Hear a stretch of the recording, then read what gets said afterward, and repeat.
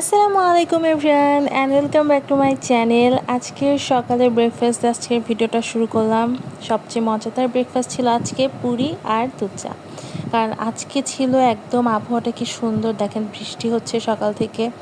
যদিও এই বৃষ্টিতে গরম একটু যায়নি, কিন্তু যতক্ষণ বৃষ্টি ছিল অনেক ঠান্ডা ঠান্ডা লাগছিল।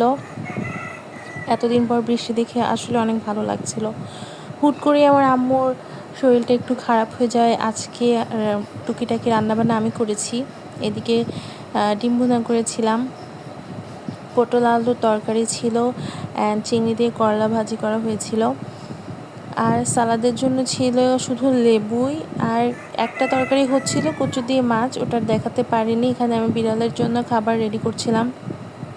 তো ভালো আপনাদের সাথে একটু শেয়ার করি আমি বিড়াল দেখে কী খাবার দিই। এখানে যে মাছ আমরা রান্না করি ওটাই দেই, শুধু ধুয়ে দিতে হয় অ্যান্ড ভাত দিয়ে ভালোভাবে মাখিয়ে দিতে হয়।